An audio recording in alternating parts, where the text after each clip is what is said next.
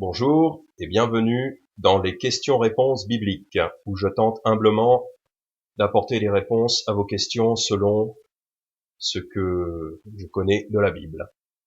Donc aujourd'hui, question-réponse numéro 5. La question était dans un des commentaires, sous la question-réponse numéro 2, un commentaire qui avait été laissé. Bonjour, pourriez-vous développer en quoi le calvinisme est une doctrine de démon? Parce qu'en fait, j'avais dit que le calvinisme est une doctrine du diable, une doctrine de démon. Donc on me demande de développer en quoi c'est une doctrine de démon. Du peu que j'en sais, et selon les quelques recherches que j'ai faites, les 5 solas restent justement fermement ancrés dans la parole de Dieu. La prédestination des élus, par exemple, est parfaitement biblique. Le salut par la grâce de Dieu seulement aussi, puisque Christ seul est l'auteur de notre foi. La Bible seule est la vérité, puisque seul Jésus, qui est la parole de Dieu, est vérité. Bref, d'où ma question, en quoi la doctrine du sola fide, foi seule, pourrait-elle être fausse? Merci de votre travail et que Dieu nous guide. Donc merci pour votre question.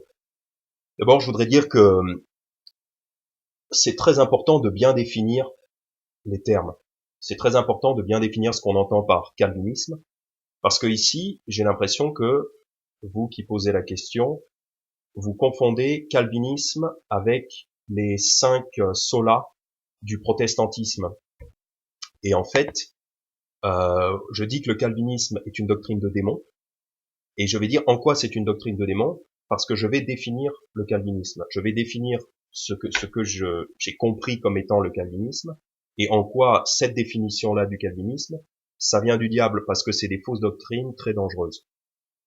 En fait, c'est très important de bien définir ce qu'on entend par calvinisme, ou par protestantisme, ou par prédestination, la grâce de Dieu, aussi le fait que Christ soit l'auteur de notre foi. On va définir tout ça parce que c'est très important. Sinon, on pourrait dire, euh, par exemple, j'aime pas le protestantisme, et quelqu'un pourrait croire que on rejette les 5 solas du protestantisme. Or, les 5 solas du protestantisme sont bibliques et sont bonnes. Le problème, c'est que les protestants, dans leur quasi-totalité, dans leur très très grande majorité, parce qu'on va faire de l'évangélisation, donc on parle à des protestants, en fait, ils ne croient pas au sola. Donc il y a soi-disant le protestantisme en théorie, et il y a les protestants, et les protestants, ils croient pas ça. Par exemple, le sola fide, la foi seule. Parce que dans votre question, vers la fin, vous demandez en quoi la doctrine du sola fide, foi seule, pourrait-elle être fausse? J'ai jamais dit que la doctrine du sola fide était fausse. Au contraire, sur cette chaîne, on l'enseigne, on l'affirme, et c'est la Bible qui l'affirme. Éphésiens chapitre 2, versets 8 et 9. Car vous êtes sauvés par la grâce, par le moyen de la foi, et cela ne vient pas de vous, c'est le don de Dieu, ce n'est pas par les œuvres, afin qu'aucun homme ne se vante. Donc la Bible est très très claire, on est sauvé seulement par la foi. Il n'y a aucune œuvre, c'est seulement par la foi. Donc la doctrine du sola fide, elle est vraie. Mais le calvinisme, c'est plus que ça, c'est différent de ça. Donc voilà, faut surtout pas confondre, le calvinisme, les fausses doctrines du calvinisme, et nous dire que on critique des bonnes doctrines. En fait, ce qui compte, c'est de définir les doctrines, de définir ce qu'on entend par calvinisme, foi seule, grâce, tout ça. Ce qui compte, c'est de définir ces termes. Donc, pourquoi le calvinisme vient du diable? Alors, je pense, j'y réfléchis. Alors, je pense que ça vient du diable parce que le diable, c'est sûr qu'il va aller en enfer. En Matthieu chapitre 25 au verset 41, Jésus dit: Ensuite, il dira à ceux qui seront à sa gauche, Retirez-vous de moi, maudits, et allez dans le feu éternel préparé pour le diable et ses anges. Donc là, le Christ donne une parabole et il dit, bon, c'est les brebis à droite, les boucs à gauche. Donc les brebis, c'est les gens sauvés, les boucs, c'est les gens qui sont pas sauvés. et il dit aux gens pas sauvés, allez dans le feu éternel, autrement dit l'enfer, le lac de feu, préparé pour le diable et ses anges. Donc le feu éternel est préparé pour le diable et ses anges. Donc ça c'est sûr, le diable va en enfer. Il y a aussi un verset dans Révélation 20 au verset 10. Révélation 20 verset 10. Et le diable, qui les séduisait, fut jeté dans le lac de feu et de soufre, où sont la bête et le faux prophète, et ils seront tourmentés jour et nuit pour toujours et toujours. Donc il est écrit dans la Bible que le diable est jeté dans le lac de feu et de soufre. Donc c'est écrit dans la Bible. Cet être qu'est le diable sera jeté pour sûr dans le lac de feu. C'est sûr, puisque c'est écrit dans la Bible. Il est nommément jeté dans le lac de feu. Donc on est sûr que le diable va en enfer, ira en enfer. Et du coup, lui, il veut en fait que tout le monde aille comme lui, en fait, en enfer. Et c'est pour ça que il veut enseigner le calvinisme pour faire croire que Dieu a décrété pour tous les hommes que les hommes aillent en enfer, parce que Dieu a décrété que le diable va en enfer. C'est un décret de Dieu, puisque c'est dans la Bible. Donc le diable veut faire aussi croire que ce décret-là est valable à l'humanité tout entière. Le diable veut que la condamnation qui est sur lui soit appliquée à l'humanité tout entière. Et en fait, c'est ça qu'enseigne le calvinisme. Le calvinisme enseigne que Dieu a choisi, selon les critères qu'on peut pas vraiment connaître, le calvinisme enseigne que Dieu a choisi, avant la fondation du monde, que un tel irait en enfer, un tel n'irait pas en enfer, et la quasi-totalité des gens iront en enfer, selon le calvinisme. Enfin, c'est vrai, c'est le cas. Mais le calvinisme enseigne que Dieu a décidé que la quasi-totalité des gens iront en enfer. Donc, en fait, c'est le diable qui veut enseigner que Dieu applique la même sentence au diable et à tout le monde. En fait, mais or c'est pas le cas. Le Seigneur a offert la rédemption à l'humanité tout entière. D'ailleurs, Jean 3,16, très très très clair, car Dieu a tant aimé le monde, donc le monde entier, tout le monde, qu'il a donné son seul Fils engendré, afin que quiconque croit en lui ne périsse pas, mais qu'il ait la vie éternelle. Car Dieu n'a point envoyé son Fils dans le monde pour condamner le monde, mais afin que le monde soit sauvé par lui. Donc, le but, quand Dieu a envoyé son Fils Jésus-Christ pour accomplir l'évangile, le but, c'est que le monde entier soit sauvé. C'est ça l'objectif. C'est que tout le monde soit sauvé. Le diable, il veut dire non, non. C'est que un tout petit groupe que Dieu veut sauver. Et tout le reste, ils ont la même chose que le diable. C'est ça que le diable veut faire croire. C'est pour ça que c'est une doctrine du diable. Et ce qui est beau avec Dieu, c'est que il nous offre le libre arbitre. Il nous offre un don. Il nous offre le salut. Le diable veut qu'on croie que ce salut n'est pas offert, que ce salut est forcé et que pour la grande majorité des gens, il n'est même pas disponible. Donc en ce sens-là, c'est une doctrine du diable, parce que c'est très très clair dans la Bible. Et de toute façon, toute doctrine qui contredit la Bible, toute doctrine qui se réclame chrétienne, qui se réclame de Dieu et qui contredit la Bible, elle est du diable. Enfin, c'est une fausse doctrine et ça vient du diable. C'est lui le père du mensonge. Le diable, il est le père du mensonge.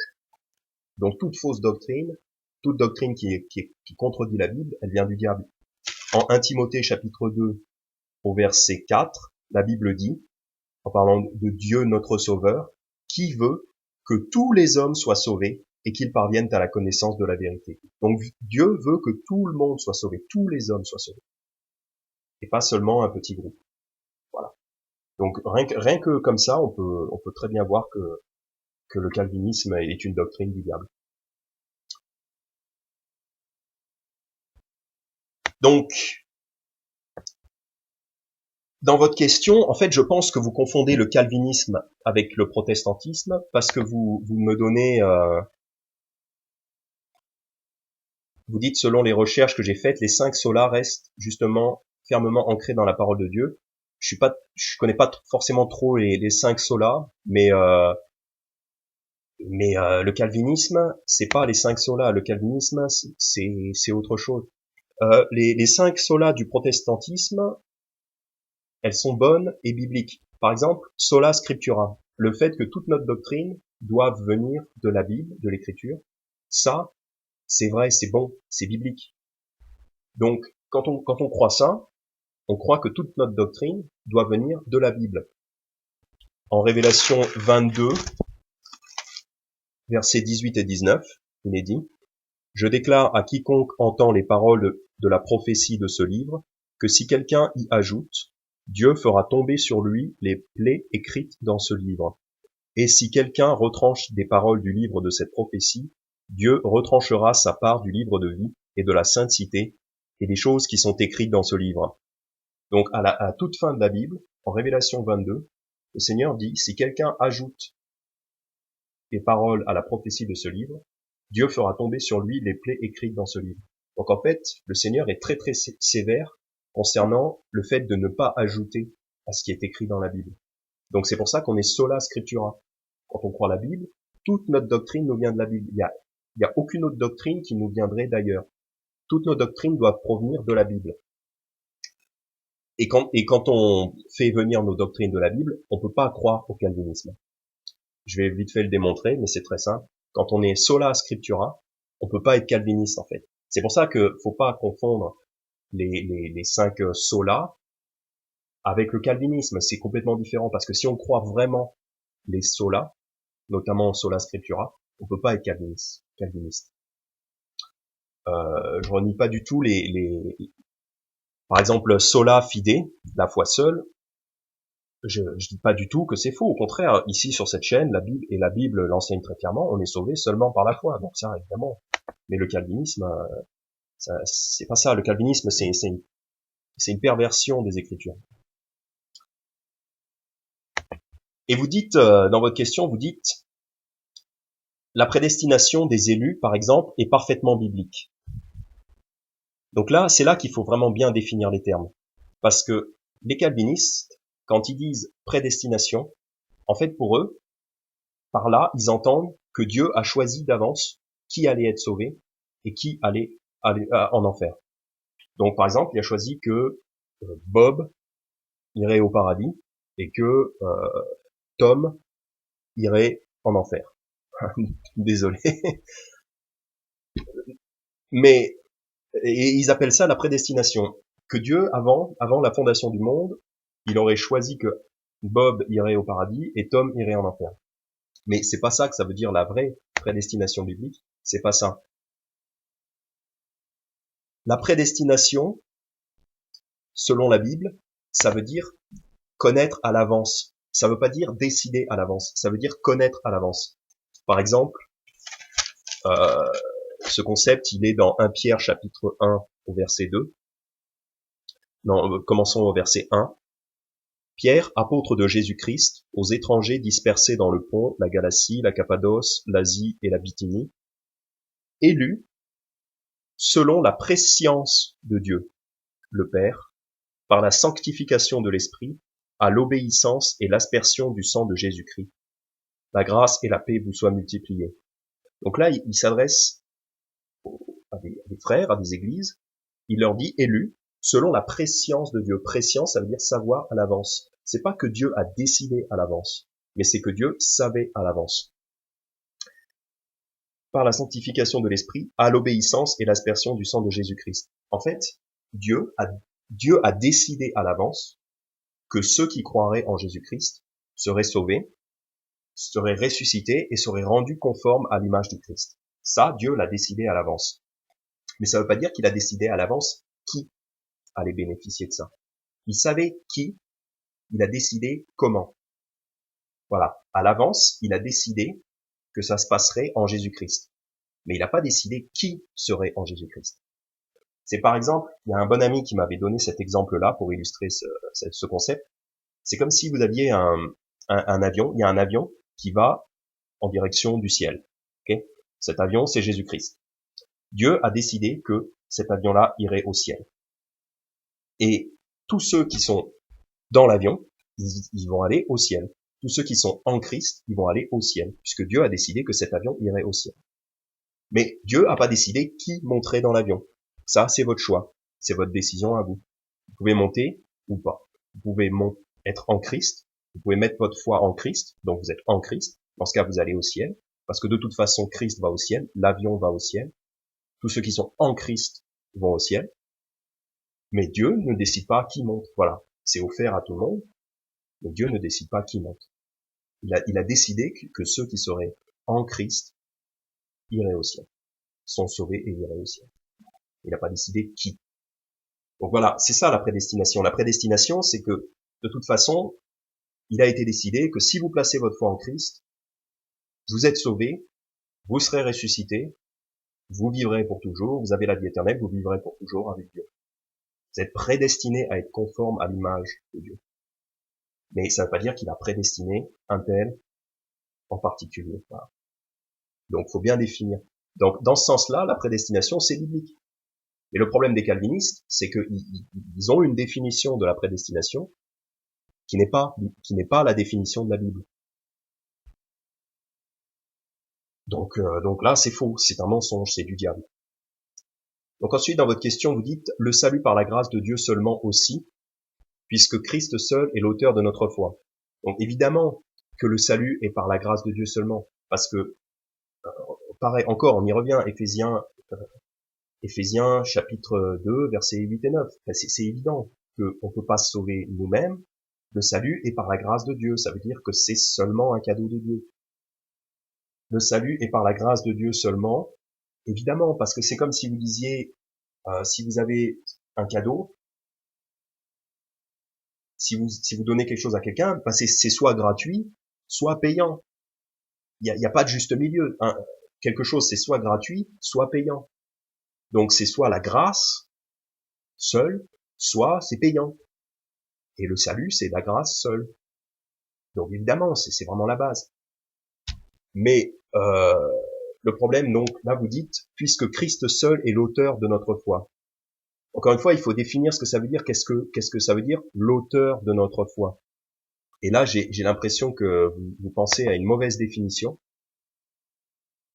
J'ai l'intuition que les calvinistes, parce qu'en fait, les calvinistes, ils ont cette fameuse tulipe avec leurs 5 fausses doctrines, et ils disent que afin d'avoir la foi, c'est Christ qui doit créer cette foi en vous.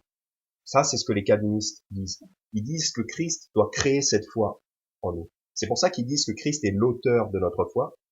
En fait, ils entendent par là que Christ doit créer cette foi en nous. Mais c'est pas ça que ça veut dire. Christ est l'auteur de notre foi. Christ est l'auteur de notre foi. Ça veut dire que on peut pas croire en Dieu s'il n'y a pas Christ. C'est comme, pour comprendre ça, c'est comme la théorie de l'évolution. La théorie de l'évolution, on peut pas y croire s'il n'y avait pas eu Darwin ou d'autres personnes qui ont inventé cette théorie. Et derrière eux, le diable. On peut pas croire en la théorie de l'évolution, on peut pas croire au darwinisme, par exemple, s'il n'y a pas Darwin. Donc Darwin est l'auteur du darwinisme. Darwin, enfin, pour faire simple, Darwin est l'auteur de la foi darwinienne. Darwin est l'auteur de la foi évolutionniste, pour faire simple. Mais ça veut pas dire que il force les gens à croire à ça. Ça veut pas dire que c'est lui qui s'introduit dans la tête des gens pour faire que les gens vont croire ça. Eh ben, Christ, c'est pareil, il est l'auteur de la foi chrétienne, Christ est l'auteur de notre foi, c'est-à-dire la foi chrétienne, parce que c'est lui la parole de Dieu, c'est lui-même la Bible. Christ est la parole de Dieu. Donc on peut pas croire, enfin, notre foi, elle est parce que Christ. C'est lui qui a écrit la Bible, donc en ça, il est l'auteur de notre foi. Mais ça veut pas dire qu'il manipule notre cerveau pour nous faire croire. Et puis hop, on croit. Non, non. Il est l'auteur de notre foi parce qu'il est l'auteur de la Bible. Et que notre foi, elle nous vient de la Bible. Tout simplement. Comme il est dit dans Matthieu chapitre 11, excellent verset, Matthieu chapitre 11, versets 25 à 27. En ce temps-là, Jésus répondit et dit, je te loue, ô Père, Seigneur du ciel et de la terre, de ce que tu as caché ces choses aux sages et aux intelligents, et que tu les as révélées aux petits enfants. Certes, Père, car ainsi il a semblé bon à ta vue. Toutes choses me sont délivrées de mon Père, et nul ne connaît le Fils que le Père, et nul ne connaît le Père sauf le Fils, et celui à qui le Fils voudra le révéler. Donc c'est ça, il est l'auteur de notre foi, parce que personne ne peut connaître le Père, personne ne connaît le Père sauf le Fils, et celui à qui le Fils voudra le révéler. On ne peut pas connaître Dieu sans avoir cru en Jésus-Christ, sans passer par Jésus-Christ. D'ailleurs, Jean chapitre 14, verset 6, Jésus dit, « Je suis le chemin, la vérité et la vie. Personne ne vient au Père que par moi. » Donc on ne peut pas aller au Père, on ne peut pas croire en Dieu le Père sans avoir cru d'abord en Jésus-Christ, sans croire en Jésus-Christ. C'est pour ça qu'il est l'auteur de notre foi. Pareil en Jean chapitre 1, verset 18, « Personne n'a jamais vu Dieu, le seul Fils engendré, qui est dans le sein du Père, et celui qui l'a fait connaître. » Donc on peut pas voir Dieu en face, on peut pas voir Dieu le Père en face, mais il faut que Jésus-Christ nous le fasse connaître par sa parole. C'est en ça qu'il est l'auteur de notre foi. Il est l'auteur de notre foi parce que c'est lui qui nous permet d'avoir la foi. Mais ça ne veut pas dire qu'il nous force la foi. Et les calvinistes, c'est ça qu'ils enseignent. Ils enseignent que Christ force certaines personnes. C'est leur fameux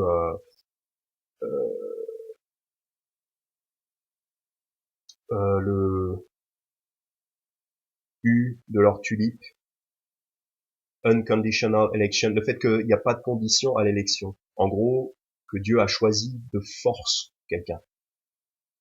C'est en ça qu'ils comprennent que le Christ est l'auteur de notre foi. Pour eux, ça veut dire que Dieu force, que Dieu influence quelqu'un dans l'esprit direct pour le manipuler, le forcer à croire, et qu'il n'y a pas de libre arbitre chez l'homme. Et ça, c'est du diable, c'est terrible, c'est horrible, c'est dégueulasse comme doctrine. Parce que on verra plus tard, mais c'est complètement anti-biblique.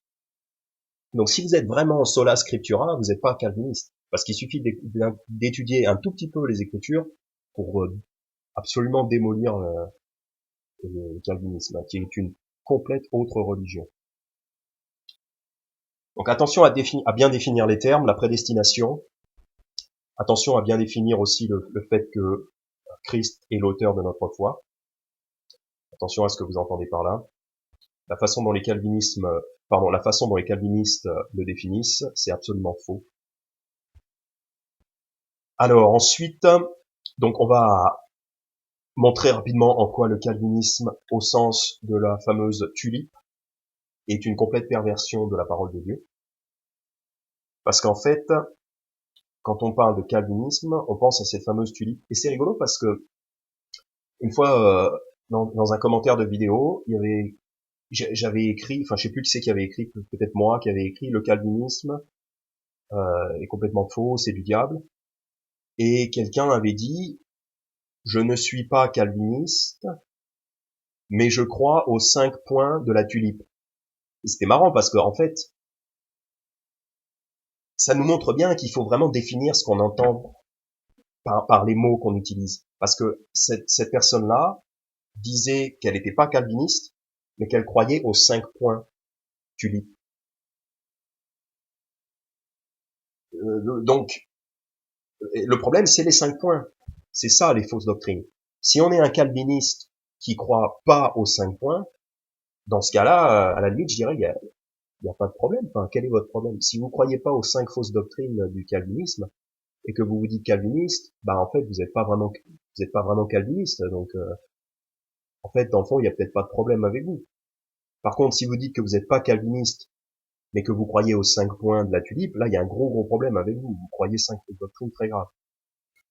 Donc la tulipe, c'est perversion de la doctrine biblique. Le T, donc c'est des trucs, c'est en anglais, c'est des initiales en anglais. Donc le T, c'est total depravity. En fait, ça veut dire que dépravation totale. Donc ça, comment ils l'interprètent? Eux, ils enseignent que les hommes sont complètement dépravés et qu'ils ne peuvent pas faire quoi que ce soit de bien et qu'ils ne peuvent même pas mettre leur foi en Christ parce que l'homme ne peut rien faire de bien, même pas mettre sa foi en Christ. Donc selon les calvinistes, ce qui est complètement faux, mais selon eux, pour que quelqu'un soit sauvé, il faut d'abord que Dieu opère un miracle en cette personne, il faut d'abord que Dieu les régénère, et ensuite ils peuvent croire en Jésus-Christ. Donc, en fait, ils inversent le sens. Le vrai sens, la vraie façon dont ça se passe, c'est quelqu'un place sa foi en Jésus-Christ, donc Dieu les régénère. Les calvinistes ont complètement inversé ça, et pour eux, ils enseignent qu'il faut d'abord que Dieu vous régénère, avant même que vous puissiez croire en lui. Ça, c'est une perversion de la bonne doctrine biblique, parce que c'est vrai que les hommes sont pécheurs, les hommes font le mal, quand ils ne croient pas en Jésus-Christ, ils font le mal, mais ça ne veut pas dire qu'ils peuvent pas mettre leur foi en Jésus-Christ. Et en fait, la vérité, c'est que Dieu ne peut pas nous régénérer si on met pas notre foi en lui. Les calvinistes, ils enseignent l'inverse. Ils enseignent qu'on peut pas mettre notre foi en lui s'il nous régénère pas d'abord. Or, la vérité, c'est exactement le contraire. Dieu ne peut pas nous régénérer si on met pas d'abord notre foi en lui. Exemple. Donc l'homme peut quand même faire quelque chose de bien, au moins ça. L'homme peut mettre sa foi en Christ. Il peut faire ça de bien. Et c'est un choix personnel. Donc, on peut voir ça en Matthieu chapitre 13, verset 58. Donc Jésus, il est dans sa patrie. Et en fait, les gens ne croient pas vraiment en lui. Les gens doutent qu'il est le Christ. Enfin, il n'y a pas beaucoup de foi dans cette patrie-là, à Nazareth. Il n'y a pas beaucoup de foi dans cette ville. Au verset 58, Matthieu 13, 58. Et il ne fit pas là beaucoup de miracles à cause de leur incrédulité. Donc, il peut pas faire beaucoup de miracles parce qu'ils sont incrédules. Donc, ils n'ont pas cru, c'est pour ça qu'il n'a pas pu faire des miracles. S'ils avaient cru, Jésus aurait pu faire des miracles. Mais là, il ne croit pas, donc il peut pas faire beaucoup de miracles. Autre exemple, du fait de d'abord croire et ensuite Christ vous régénère. Matthieu chapitre 9, versets 27 à 30. Comme Jésus partait de là, 2 aveugles le suivirent, criant et disant, Fils de David, aie pitié de nous. Et quand il fut arrivé dans la maison, ces aveugles vinrent à lui, et Jésus leur dit, Croyez-vous que je puisse faire ceci? Ils lui répondirent, Oui, Seigneur. Alors il leur toucha les yeux, en disant, Qu'il vous soit fait selon votre foi. Et leurs yeux furent ouverts. Donc là, c'est très clair. D'abord, Jésus vérifie qu'ils croient en lui. Croyez-vous que je puisse faire ceci? Donc ils disent oui Seigneur. Et ensuite, qu'il vous soit fait selon votre foi, et leurs yeux furent ouverts. Donc là, c'est d'abord la foi, et ensuite la régénération, ensuite la guérison. C'est pas le contraire. C'est vraiment très... Et il y a aussi cette magnifique histoire là, c'est la dame qui a une perte de sang. Marc chapitre 5, versets 24 à 34. Et Jésus s'en alla avec lui, et il fut suivi d'une grande foule qui le pressait.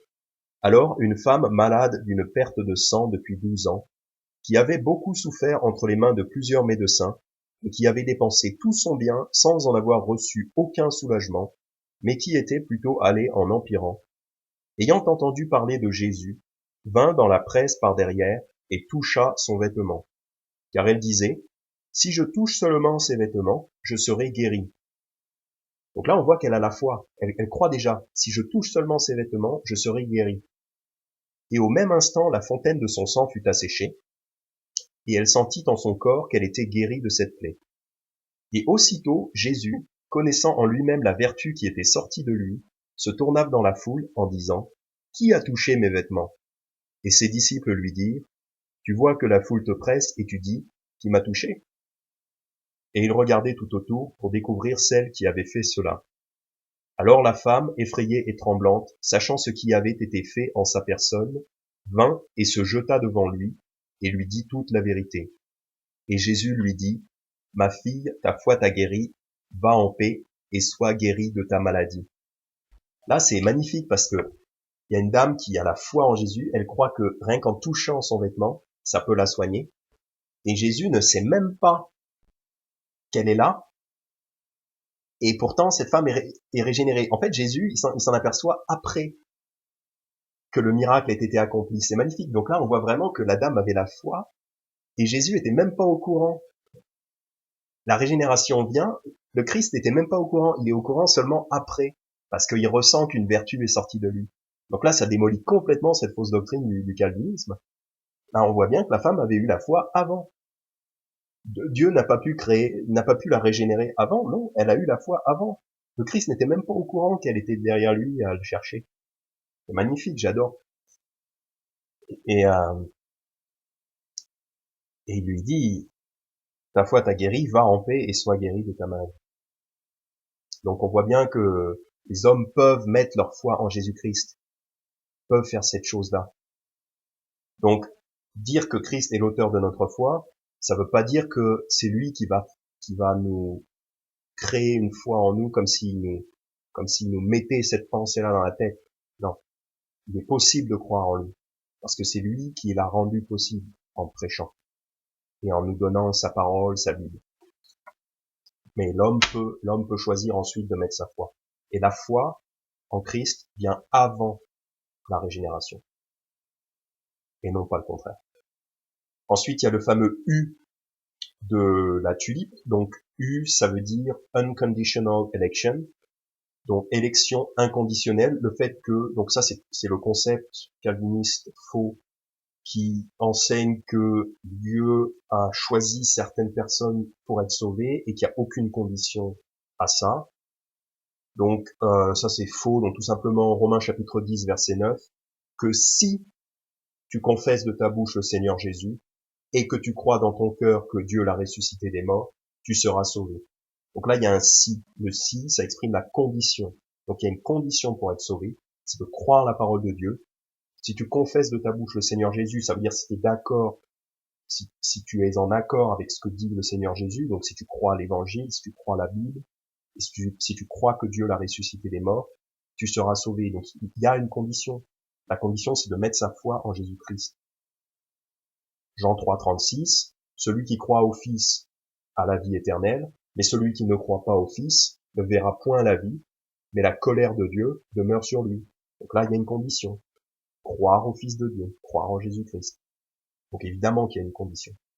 D'ailleurs, je crois que c'est en 1 Timothée, oui, 1 Timothée chapitre 4, verset 10. C'est pourquoi nous travaillons et endurons tant de reproches, parce que nous espérons au Dieu vivant, qui est le sauveur de tous les hommes, principalement des croyants. Donc Dieu est le sauveur de tous les hommes, il est le sauveur de tous les hommes, principalement des croyants, en particulier des croyants. Donc, oui, certes, il est le sauveur, mais il y a une condition pour être sauvé, c'est qu'il faut être un croyant. Il faut être croyant. Donc, il y a une condition au salut. Il faut croire en Jésus-Christ. Ensuite, les fausses doctrines, donc le L de la tulipe, ça veut dire limited atonement. En fait, soi-disant, le sacrifice de Christ, il est juste valable pour un petit nombre de personnes. Donc les personnes qui auraient soi-disant été choisies par Dieu à l'avance. Limited atonement, en français, on pourrait le traduire par le fait que, soi-disant, le Christ aurait juste payé pour un petit groupe de personnes. C'est faux. D'ailleurs, on vient de le voir, 1 Timothée chapitre 4, verset 10, il est le sauveur de tous les hommes, principalement des croyants, donc il est le sauveur de tous les hommes. Mais il y a aussi tout simplement, c'est vraiment la base, 1 Jean chapitre 2, verset 2, à propos de Jésus, c'est lui qui est la propitiation pour nos péchés, donc la victime expiatoire, c'est lui qui est la victime expiatoire pour nos péchés, et non seulement pour les nôtres, en parlant des chrétiens, mais aussi pour les péchés du monde entier. Donc il est la propitiation, il est le paiement pour les péchés du monde entier. Donc ça, c'est pas limité, c'est le monde entier. Donc il y a pas de limited atonement. C'est pour ça, voilà, là on voit très clairement, si on croit sola scriptura, on peut pas être calviniste, c'est évident. Donc le calvinisme, c'est un mensonge du diable. Les 5 points de la tulipe, c'est un mensonge du diable, parce que c'est pas biblique. Le I de la tulipe, euh, irresistible grace, donc que soi-disant, quand Dieu vous a choisi pour être sauvé, vous pouvez pas résister à ça, et donc vous allez obligatoirement y aller. Comme si vous n'avez pas le choix, en fait, selon le calvinisme. Vous n'avez pas le choix. Et ça, bon, c'est absolument faux, parce que, en fait, Dieu veut que tout le monde soit sauvé. On l'a vu plus tôt. Dieu veut que tous les hommes soient sauvés. D'ailleurs, en Jean chapitre 12, je sais plus dans quel verset, il dit, « Et moi, quand j'aurai été élevé de la terre, j'attirerai tous les hommes à moi. » Et il disait ça pour parler de la façon dont il allait mourir. Donc, quand j'aurai été élevé de la terre, c'est-à-dire sur la croix, j'attirerai tous les hommes à moi. Jésus, son objectif en mourant sur la croix, c'est de payer pour tous les hommes. Et il veut attirer tous les hommes à lui. Donc, le fait que soi-disant on ne puisse pas résister à sa grâce, c'est absolument faux, parce que Dieu veut sauver tout le monde. Et il est évident que c'est pas tout le monde qui va être sauvé. Pourquoi? Par exemple, en Jean chapitre 5, au verset 39 et 40, Jésus dit, « Sondez les Écritures ». Donc, si vous êtes sola scriptura, sondez les Écritures. Sondez les Écritures, parce qu'en elles vous pensez avoir la vie éternelle, et ce sont elles qui rendent témoignage de moi. Et vous ne voulez point venir à moi pour que vous puissiez avoir la vie. Donc là, le Christ, il leur dit, vous ne voulez pas venir à moi. Donc, il y a bien des gens qui veulent pas. Dieu veut que tout le monde soit sauvé, mais il y a certaines personnes qui veulent pas. Donc, ils peuvent résister à la grâce de Dieu. Tout simple. En plus, là, il est parlé des Écritures, sonder les Écritures, parce que le Christ, il est l'auteur des Écritures. Dieu est l'auteur des Écritures, il est l'auteur de la foi, mais les gens veulent pas croire dans les Écritures. Ils veulent pas venir à Jésus. Donc, la grâce irrésistible, c'est faux, on peut résister. Tous les gens qui ne croiront pas en Jésus-Christ, c'est parce qu'ils auront résisté à la grâce de Dieu. Parce que Dieu attire tout le monde. Et enfin, le P de la tulipe, ça, c'est la persévérance des saints, fausse doctrine qui enseigne que quelqu'un qui est sauvé va nécessairement et automatiquement endurer les bonnes œuvres chrétiennes jusqu'à la fin de sa vie. Ça, c'est faux, et je vous invite à regarder la question-réponse numéro 1 pour avoir un peu plus de détails à propos de ça. C'est ultra faux et c'est très dangereux parce que du coup, les calvinistes, en fait, ils analysent leurs œuvres pour savoir s'ils sont sauvés. C'est ça le gros problème du P de la tulipe, de la persévérance des saints, c'est qu'en fait, les calvinistes, pour s'assurer qu'ils sont sauvés, ils regardent pas la parole de Dieu. Pour eux, c'est pas leur foi qui compte. Pour eux, c'est leurs œuvres. Parce que, soi-disant, la preuve que quelqu'un est sauvé, c'est qu'il va faire des œuvres jusqu'à la fin. Donc les calvinistes, ils regardent à leurs œuvres pour s'assurer qu'ils sont sauvés. Et leurs œuvres jusqu'à la fin. Ça veut dire qu'ils sont jamais sûrs d'être sauvés. Et en fait, ils le sont pas, puisqu'ils croient en un salut par les œuvres. Donc quelqu'un qui est 5 points calviniste, il peut pas être sauvé. Il peut pas être sauvé. Il croit trop de doctrines qui sont complètement anti-bibliques.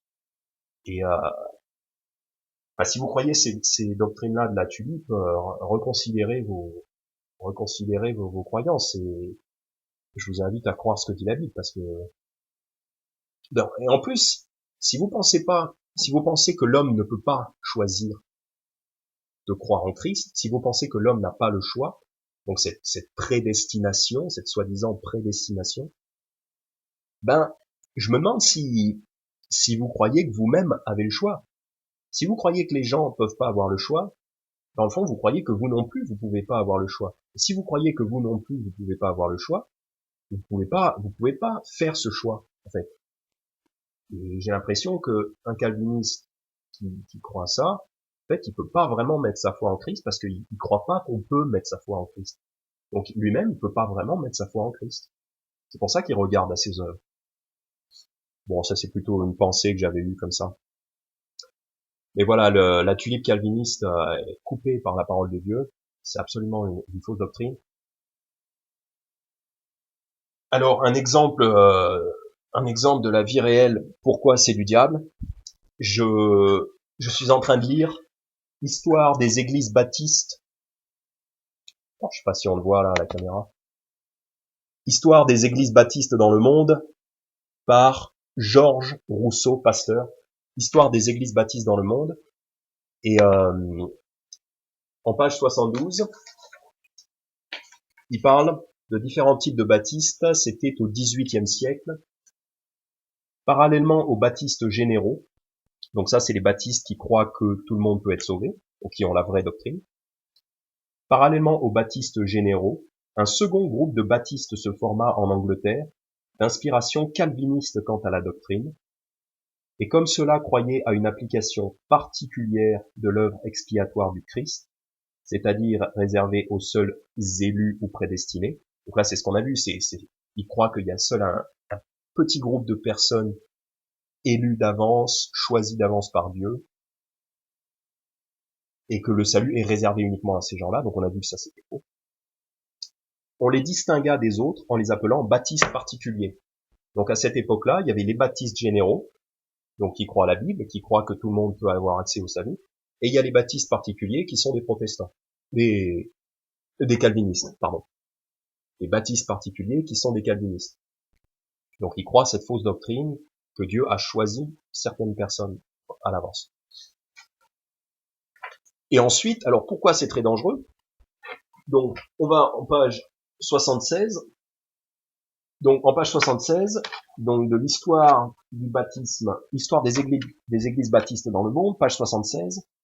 Chez les baptistes particuliers, il était apparu une forme de pensée hyper calviniste, ou calviniste à l'extrême, qui faisait considérer comme une offense au Dieu souverain, par qui sont déjà sauvés ceux qu'un décret éternel a prédestinés au salut, de travailler à la conversion des pécheurs non pardonnés. Donc ces hyper calvinistes, quand ils croient vraiment à leur saleté de fausse doctrine, au bout du compte, ils considèrent comme une offense le fait de faire de l'évangélisation, comme une offense à Dieu, le fait de faire de l'évangélisation. Et c'est en ça que cette doctrine, elle est du diable, parce que Dieu, comme il nous le dit en 2 Corinthiens chapitre 4, verset 5, le Seigneur veut que tout le monde soit sauvé. Si on est calviniste, si on est hyper calviniste comme ça, si on croit vraiment cette doctrine du calvinisme, on va pas évangéliser. Donc ça annule complètement les commandements de Dieu. Et parce que Dieu nous dit à 4 reprises, à la fin des 4 évangiles, il nous dit d'aller par tout le monde et de prêcher l'évangile à toute créature. Il le dit de 4 façons un petit peu différentes, mais en gros il dit la même chose, de prêcher et d'enseigner la Bible et l'évangile au monde entier. Les hyper-calvinistes, ils annulent tout ça avec leur fausse doctrine et ils considèrent que c'est une offense à Dieu de faire de l'évangélisation. Or, l'évangélisation, c'est la raison principale pour laquelle le Seigneur a laissé les disciples sur terre. D'ailleurs, en Jean chapitre 20, au verset 21, Jésus dit à ses disciples, donc un petit peu juste avant que le Christ retourne au ciel, il leur dit, « La paix soit avec vous, comme mon Père m'a envoyé, je vous envoie aussi. » Donc le Christ envoie ses disciples de la même façon que le Père a envoyé le Christ pour prêcher l'évangile. Le Christ envoie ses disciples pour prêcher l'évangile de la même façon. C'est ça le programme de Dieu pour les églises. C'est que les églises enseignent l'évangile aux païens.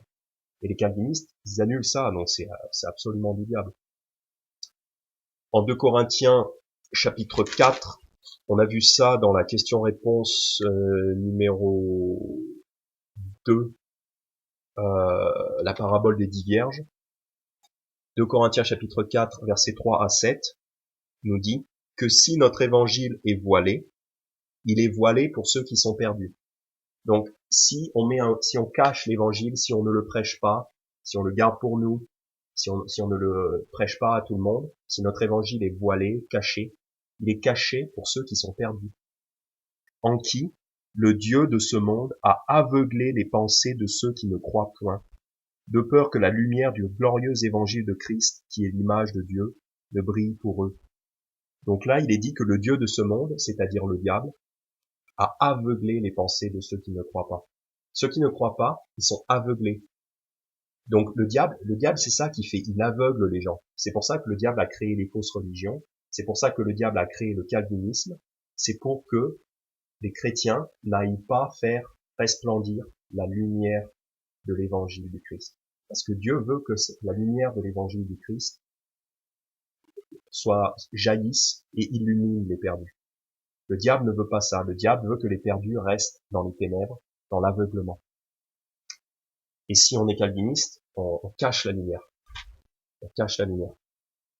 En 1 Corinthiens chapitre 2, au verset 14, il est dit, 1 Corinthiens chapitre 2, verset 14, « Mais l'homme naturel ne reçoit point les choses de l'Esprit de Dieu, car elles sont folie pour lui, et il ne peut les connaître, parce qu'elles se discernent spirituellement. » Donc l'homme naturel ne reçoit pas les choses de l'Esprit de Dieu, car elles sont une folie pour lui, et il ne peut les connaître. L'homme non sauvé ne peut pas connaître les choses de Dieu.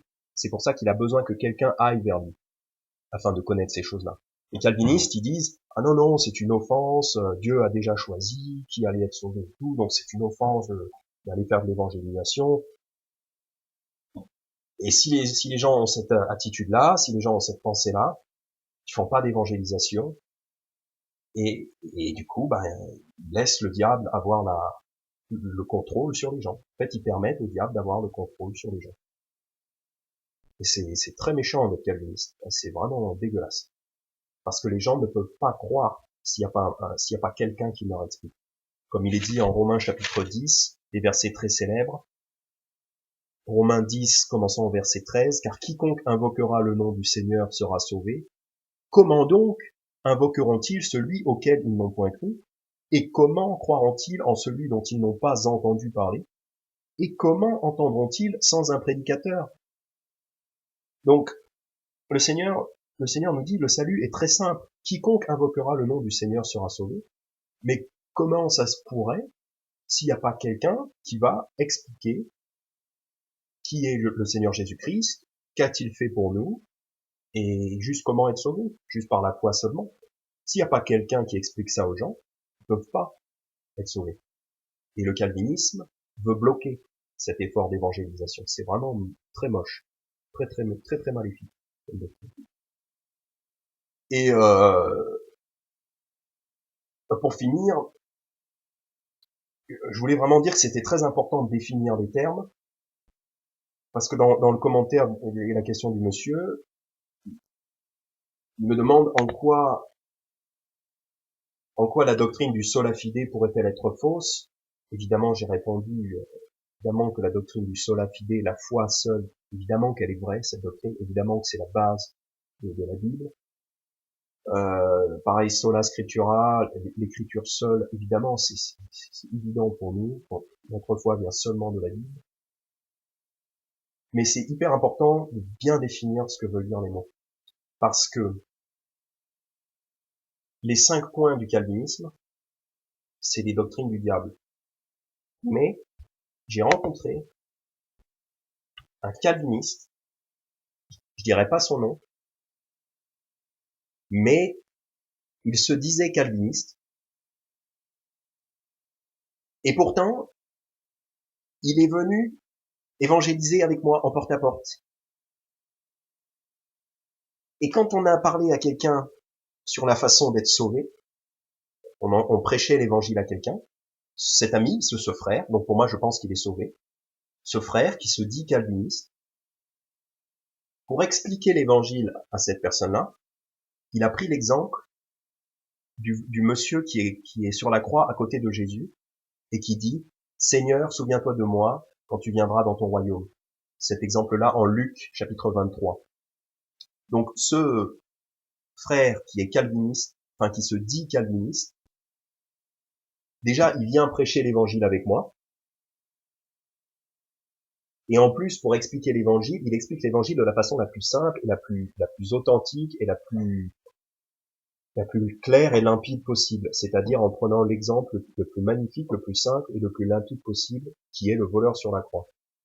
Donc ce soi-disant calviniste qui est avec moi, qui est un frère, déjà le fait qu'il m'accompagne à l'évangélisation, il se dit calviniste, mais en fait il agit pas comme un calviniste. Et il prêche le vrai évangile. Donc pour moi, cet homme que j'aime beaucoup, qui est venu évangéliser avec moi, peut-être qu'il se dit calviniste, peut-être par bravade, ou il a peut-être lu un livre, il a peut-être lu un livre calviniste, et du coup, bon, il s'est dit, waouh, c'est bien et tout. Je pense qu'il se dit calviniste peut-être plus par bravade, voilà. Peut-être parce que ça fait bien, il a envie de se dire, c'est comme les gens dans 1 Corinthiens chapitre 1, certains chrétiens charnels, ils disent je suis d'Apollos, je suis de Pierre. Bah peut-être que certains chrétiens, bah peut-être qu'ils sont un peu dans la chair, donc ils disent voilà je suis de Calvin, je suis calviniste. Mais le fait qu'il aille évangéliser avec moi et qu'il prêche le bon évangile, et en plus quand moi j'ai prêché l'évangile, il était d'accord avec ce que je prêchais, ça c'est une très forte indication que cet homme est sauvé parce qu'il est d'accord avec l'évangile que je prêche, donc il croit ce même évangile. Et en fait, il l'explique de la même façon. Donc lui, il se dit calviniste. En fait, il n'est pas vraiment calviniste, en fait. Enfin, peut-être qu'il croit un petit peu certaines des doctrines, mais lui, je crois que vraiment qu'il est sauvé. J'ai été avec lui.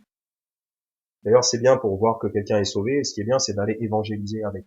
Parce qu'on voit comment il prêche, il voit comment on prêche. Et si on est d'accord avec l'évangile qu'on prêche, c'est qu'on a la même foi. Et ce frère est un frère. Donc bon, lui, il se dit calviniste, mais je pense qu'il est un petit peu peut-être confus, il est peut-être un petit peu confus là-dessus, mais je crois vraiment qu'il est sauvé. Donc voilà, c'est pour ça que c'est très important de définir. Si on prenait ce frère et qu'on allait avec lui dans ces passages de la Bible et qu'on lui expliquait ce que c'est que la vraie prédestination, ce que c'est que le fait que Christ soit l'auteur de notre foi, si on lui expliquait ça, puisqu'il est sauvé, il devrait dire oui, ok, d'accord, t'as raison, c'est vrai, c'est vraiment ça que la Bible enseigne. Il a peut-être pas reçu un très bon enseignement concernant ça.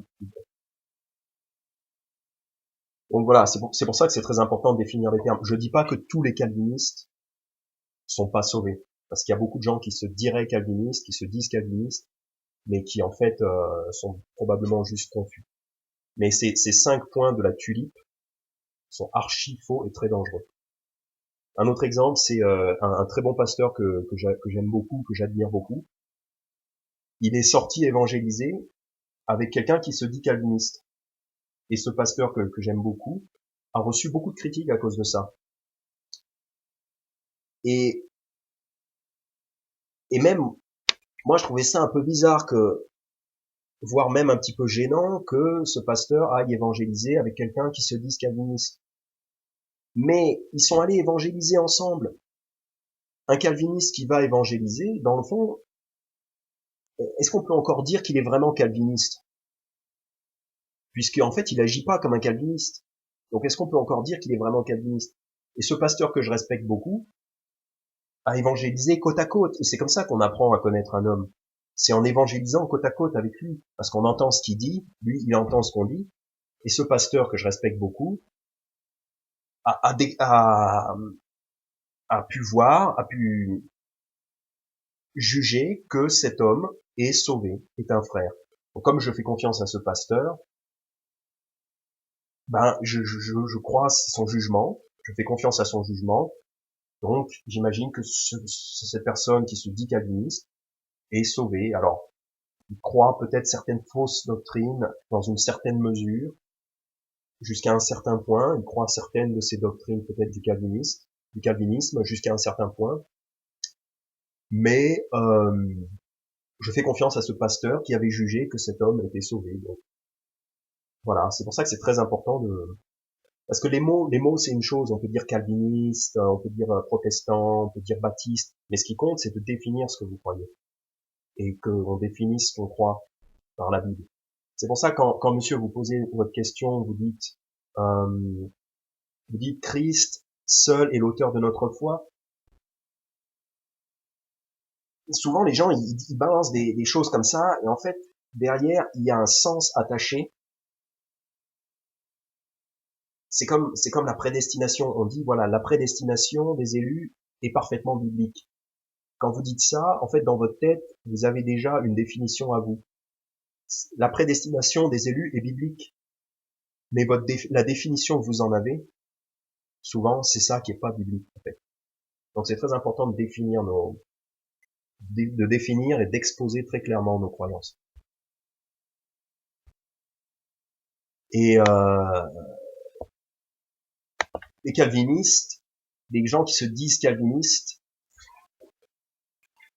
peut-être qu'à un moment ils ont été influencés par ces fausses doctrines-là, mais il y a plein de fausses doctrines qui flottent et qui nous influencent. On lit un livre, il y a certains qui lisent des livres de John MacArthur et ça va leur mettre des fausses doctrines dans la tête. Il y a certains qui lisent d'autres livres, mais on peut changer. Donc l'exemple excellent de ça, c'est William Carey. Donc toujours dans cette histoire des églises baptistes dans le monde, on a l'exemple de William Carey. Donc William Carey, c'est un homme qui a fait énormément d'évangélisation en Inde. Et en fait, au départ, William Carey faisait partie d'une de ces églises de baptistes particuliers, c'est-à-dire les baptistes calvinistes. Et ensuite, donc dans le livre de l'histoire baptiste, il est dit: par ailleurs, le pasteur Andrew Fuller de l'église baptiste de Soham, près de là, avait publié en 1784 un remarquable ouvrage de doctrine en saine réaction contre la théologie hyper-calviniste professée à cette époque par les baptistes particuliers. La lecture de ce livre aida Carey à repenser sa foi, et il comprit que l'œuvre du Christ au calvaire n'était pas pour les seuls prédestinés, mais qu'elle pouvait expier les péchés de quiconque se repent et croit. Donc en fait, il y a Carey, au départ, il est chez les calvinistes, et ensuite il lit un livre qui expose la vraie doctrine, et il reconsidère sa foi, et il comprend que la vraie doctrine biblique, c'est que tout le monde peut être sauvé. Et ensuite, plus tard, page 79, donc ça influence beaucoup William Carey, donc il repense sa doctrine, donc dans le fond, il arrête d'être calviniste. En mai 1792, donc quelques années après, Carey fut appelé à prononcer le sermon d'usage au synode de son association régionale d'églises baptistes et prit pour texte Ésaïe 54, versets 2 et 3. Il en dégagea deux propositions majeures. Il faut attendre de grandes choses de Dieu, il faut entreprendre de grandes choses pour Dieu. L'effet produit par ce discours fut extraordinaire. 4 mois après, le 2 octobre 1792, dans la bourgade de Kettering, où était pasteur Andrew Fuller, 11 pasteurs et 2 laïcs se réunirent chez la veuve d'un ancien diacre de l'église. Ce jour-là fut fondée la première société de mission évangélique qui ait jamais existé. On lui donna le nom de Société des baptistes particuliers pour la propagation de l'évangile parmi les païens. Très important, on lui donna pour nom de Société des baptistes particuliers. On a vu que les baptistes particuliers, c'était les baptistes calvinistes. Et là, c'est rigolo parce que après que William Carey ait compris les erreurs du calvinisme, il prêche un sermon et il a convaincu ses collègues calvinistes. Et du coup, ces gens-là qui étaient les baptistes particuliers, donc calvinistes, ils fondent une société de mission que l'histoire a retenue comme étant la première société de mission. Donc bon, ça c'est l'histoire qui le dit, ça reste un document humain, mais l'histoire a retenu cet événement-là comme la fondation de la première société évangélique, de mission évangélique qui ait jamais existé. Et c'est une société de baptistes particuliers pour la propagation de l'évangile parmi les païens. Donc ces baptistes particuliers, donc au départ calvinistes, eh ben c'est eux qui vont répandre l'évangile parmi les païens. Donc dans le fond, ils agissent plus comme des calvinistes. Et là, c'est génial, parce que William Carey a brisé cette fausse doctrine. Il a étudié la Bible et donc il a brisé cette fausse doctrine. Et donc des gens qui au départ étaient calvinistes, ben, comprennent que le calvinisme est une erreur, donc ils deviennent des grands évangélistes. C'est magnifique. Donc voilà, c'est pour ça, il y a les fausses doctrines, donc les 5 points de la tulipe, c'est tout des fausses doctrines qui viennent du diable. Et ensuite, les gens, les humains, ici-bas, euh, ils peuvent croire dans une certaine mesure. Il y en a certains qui croient le calvinisme, dans une certaine mesure. C'est une fausse doctrine, mais il y a certains gens, certaines personnes qui sont sauvées et qui croient dans des fausses doctrines, dont le calvinisme. Donc c'est très important de bien définir ce qu'on croit et de pas juste balancer des mots comme ça, parce que souvent les calvinistes, ils balancent des mots, ils balancent prédestination, Christ est juste l'auteur de notre foi, c'est Dieu qui vous donne, par exemple, ils vont dire c'est Dieu qui vous fait grâce, et pour eux, ça veut dire que Dieu vous laisse pas le choix et il vous régénère sans vous laisser le choix. En fait, ils disent des choses et ils s'attendent à ce que on les comprenne comme eux ils les comprennent. Mais leur définition n'est pas biblique. Voilà, donc selon la Bible, les 5 points de la tulipe calviniste sont absolument hérétiques et c'est des doctrines de mensonge, c'est des doctrines du diable. Mais c'est pas pareil que les 5 solas. C'est pas la même chose. Voilà. Définissons bien les termes. Merci de votre confiance et à bientôt.